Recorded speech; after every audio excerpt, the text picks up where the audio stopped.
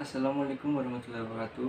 Perkenalkan, nama saya Jibril Darmawan dari program studi Teknik Pengendalian Pencemaran Lingkungan.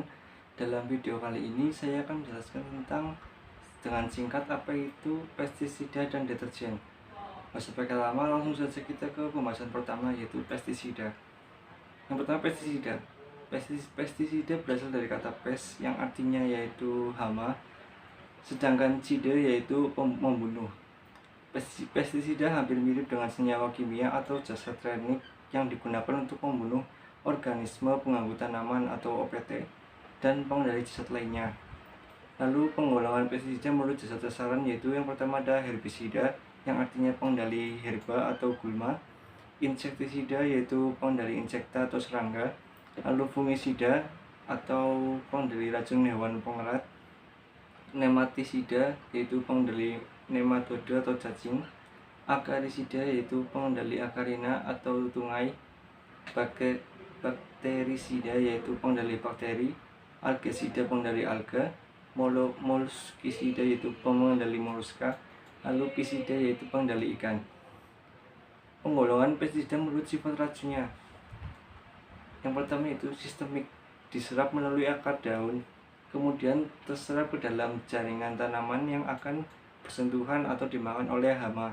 Lalu ada kontak, yaitu diserap melalui kulit. Cara masuk pestisida ke dalam tubuh organisme. Yang pertama melalui permukaan tubuh atau kulit seperti kulit serta kutikula.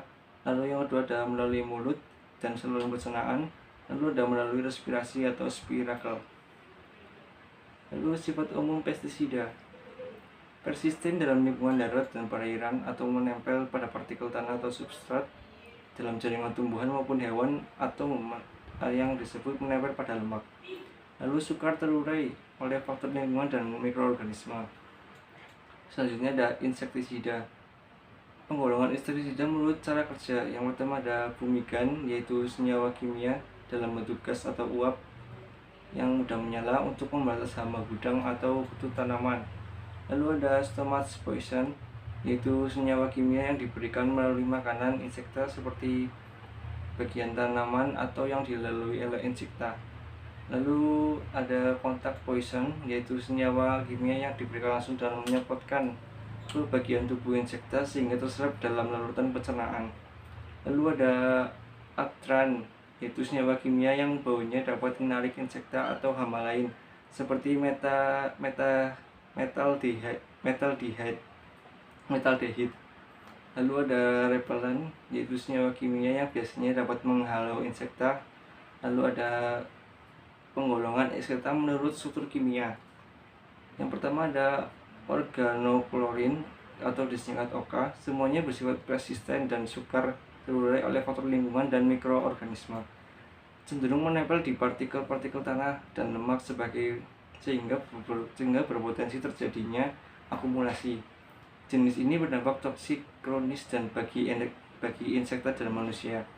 Lalu ada organofosfat atau disingkat OF yang umumnya tidak bersifat persisten dan mudah terurai oleh faktor lingkungan dan mikroorganisme. Jenis ini berdampak toksik akut bagi insekta dan manusia. Lalu ada barkamat yang disingkat KB, umumnya tidak bersifat persisten dan mudah terurai oleh faktor lingkungan mikroorganisme. Jenis ini berdampak toksik akut bagi insekta dan manusia juga.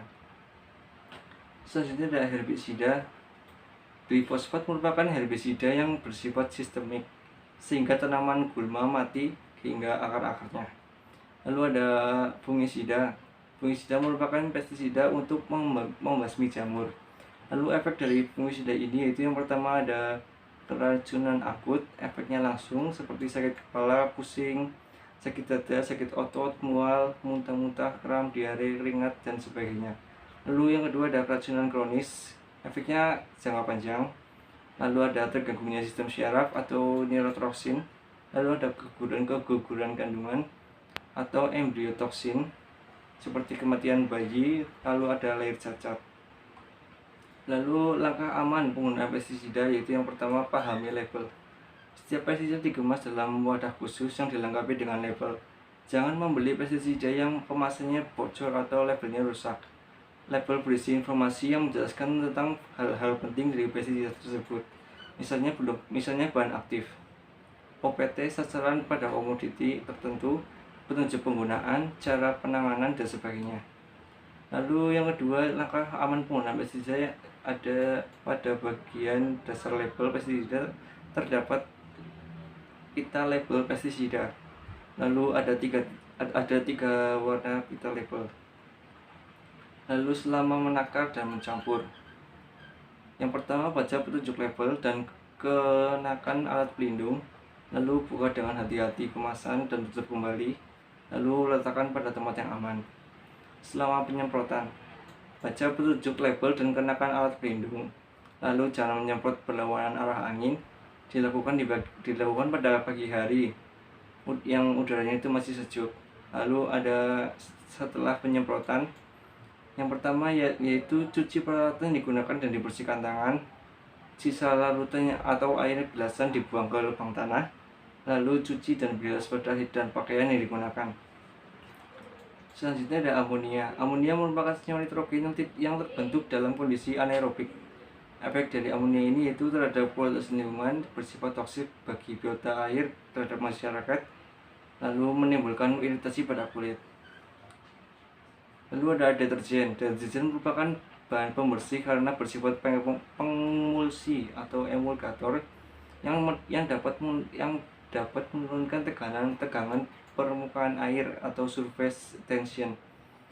Struktur kimia deterjen merupakan gabungan golongan atom hidrofobik yang suka lemak, lalu dan hidrofilik yaitu suka air. Sifat kimia deterjen yang terpenting bagi zat pengemulsi. Emulsi merupakan dispersi atau suspensi suatu cairan dalam cairan yang lain yang molekul kedua cairan tersebut bersifat antagonis. Komponen deterjen yang pertama ada surfaskan, berfungsi sebagai bahan pembasah yang tegangan permukaan air sehingga air dengan mudah meresap ke dalam serat kain dan membentuk ikatan dengan kotoran, lalu mengangkat kotoran dan melepaskannya pada media. Lalu ada builder, yaitu bahan pembentuk, berfungsi sebagai bahan pengelat ion Ca2+, Mg2+ di dalam air sedah. Lalu ada filler. Filler yaitu bahan pengisi yang berfungsi untuk menambah kuantitas produksi atau memadatkan seperti sodium sulfat. Terus aditif, bahan-bahan pelengkap, berfungsi untuk membuat produksi lebih menarik. Deterjen dibagi menjadi 4 golongan. Yang pertama deterjen anionik, deterjen kationik, lalu deterjen ionik, dan deterjen amfoterik. Yang pertama deterjen anionik. Deterjen anionik ini yaitu deterjen yang bagian muatan negatifnya dapat menurunkan tegangan permukaan zat cair. Lalu deterjen kationik, deterjennya bagian muatan positifnya dapat menurunkan tegangan permukaan zat cair. Lalu deterjen non-ionik yaitu deterjen yang tidak memiliki muatan positif atau negatif dan tidak mudah larut dalam air. Lalu deterjen amfoterik yaitu deterjen yang muatan positif atau negatif atau ganda dan mudah larut dalam air. Efek dari deterjen ini yaitu toksisitas seperti amfoterik, kationik, anionik, dan non-ionik. Lalu dampak terhadap kualitas lingkungan perairan yaitu menghalangi difusi O2 atau oksigen dari udara akibat adanya busa atau buih. Lalu menimbulkan kondisi anaerob akibat degradasi bakteri. Lalu meningkatkan kadar BOD dan COD karena deterjen mirip deviatik dari bahan organik. Lalu mendorong terbentuknya kesuburan perairan atau entrofikasi berupa ledakan populasi algae dan tumbuhan air, mengganggu kehidupan organisme air akibat rusak insang dan organ respirasi, lalu diperburuk dengan adanya jenis deterjen. Lalu ada menurunkan kualitas air tanah dan air permukaan akibat meresapnya ke dalam tanah atau mengalirnya ke perairan. Dampak terhadap kesehatan masyarakat yang pertama yaitu menimbulkan diare akibat pemanfaatan air tanah seperti sumur yang terpolusi sebagai sumber air minum. Lalu yang kedua adalah menimbulkan iritasi, gatal-gatal, hilangnya kelembapan alami, terasa kasar dan panas. Lalu yang ketiga ada golongan amonium, kuartener, ADP, AC, dan DEA dapat menimbulkan iritasi pada mata. Senyawa LES dan SLES diklaim dari minyak kelapa, atau LAS mudah bereaksi dengan senyawa gold amonium kuartener seperti DEA untuk membentuk nitrosamin. Selanjutnya ada sabun. Sabun merupakan gliserida sebagai hasil reaksi antara ester dan hidroksil dan desidrogliserol. Lalu merupakan bahan pembersih karena bersifat pengemulsi atau emulgator dan dapat menurunkan tegangan permukaan air atau surface tension. Merupakan hasil hidrolisis lemak dalam kondisi alkalis. Sabun ada dua macam. Yang pertama sabun keras dan sabun lunak. Sabun keras terdiri dari asam lemak ditambah NaOH, lalu sabun lunak yaitu asam lemak ditambah KOH ditambah pewangi. Lalu kelemahannya dari sabun yaitu adalah daya pembersihnya menjadi tidak efektif bila digunakan dalam air sadah.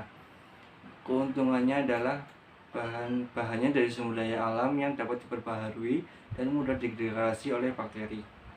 Efek dari sabun ini yaitu dampak terhadap kualitas perairan. Yang pertama, menurunkan difusi oksigen dari atmosfer ke dalam air, lalu meningkatkan nilai derajat keasaman atau pH air, membentuk endapan dengan ion Ca dan Mg.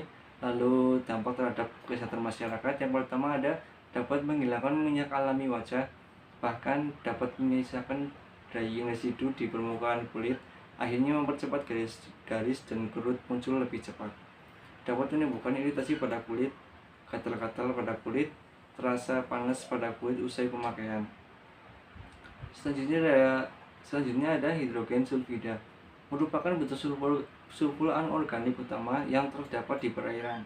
Sulfur dalam keadaan anaerob mulai akan direduksi oleh bakteri heterotrof seperti Bacterium vulgaris menjadi sulfida dalam bentuk hidrogen sulfida selama terjadinya dekomposisi bahan organik. Efek dari hidrogen sulfida ini yang pertama yaitu ada dampak terhadap kualitas lingkungan perairan, yaitu menimbulkan korosivitas logam dan sanitasi yang buruk, lalu menghasilkan bahan toksik, menurunkan derajat keasaman pH air, lalu kadar sulfida total lebih besar 2,0 ppb akan mengganggu organisme air. Dampak terhadap kesehatan masyarakat, yang pertama menimbulkan iritasi kulit. Dan tadi adalah penjelasan singkat tentang pestisida dan deterjen. Mungkin seperti itu saja penjelasan dari saya. Kurang lebihnya saya mohon maaf. Bila kita berhidayah. Wassalamualaikum warahmatullahi wabarakatuh.